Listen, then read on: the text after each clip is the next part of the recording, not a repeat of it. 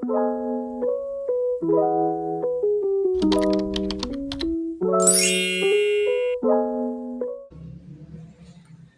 Swastiastu. Hai, perkenalkan, saya Ana Gustipatmini, nomor absen 1 dari kelas 11 MIPA 4. Di sini saya ingin membahas satu tokoh pahlawan yaitu Fatmawati. Dengan 3 pembahasan, yakni yang pertama, biografi Fatmawati, yang kedua, peran beliau, dan yang ketiga, alasan kenapa saya memilih tokoh ini.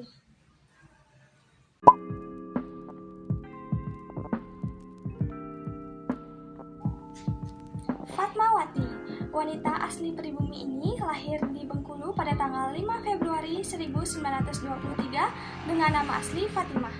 Nama Fatimah merupakan pemberian dari kedua orang tuanya. Fatmawati merupakan keturunan dari pasangan Hasanuddin dan Siti Khadijah.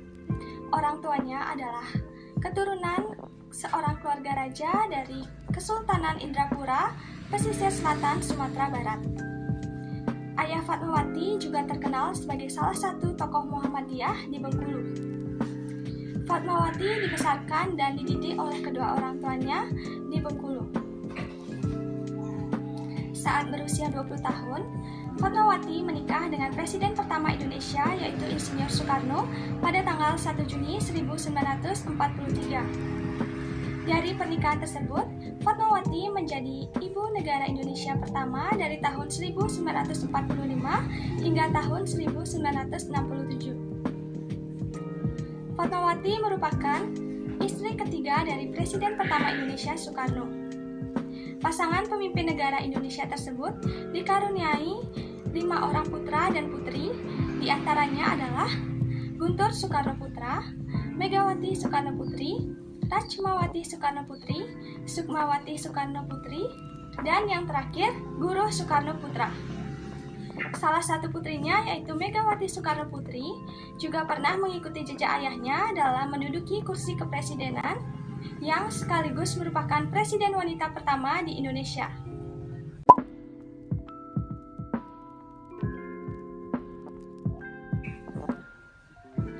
Fatmawati sangat berjasa dalam mencapai kemerdekaan Indonesia.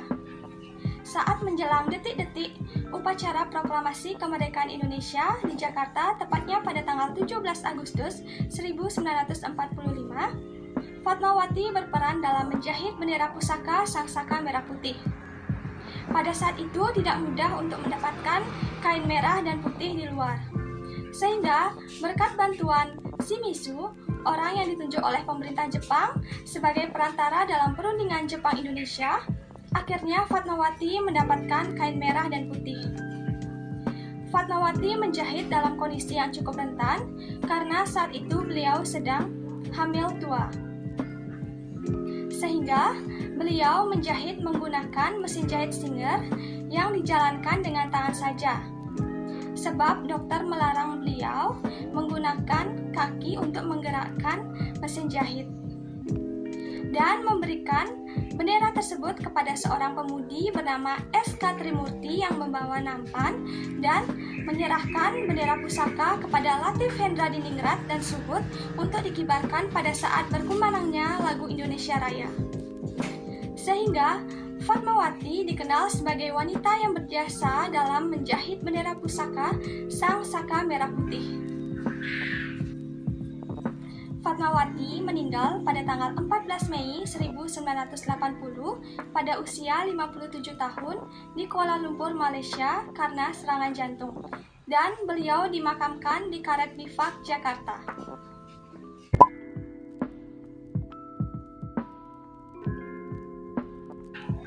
Alasan saya memilih tokoh ini karena Ibu Fatmawati sangat berjasa dalam mencapai kemerdekaan Indonesia dengan perjuangan beliau dalam menjahit bendera pusaka Sangsaka Merah Putih di saat detik-detik proklamasi kemerdekaan Indonesia, tepatnya pada tanggal 17 Agustus 1945.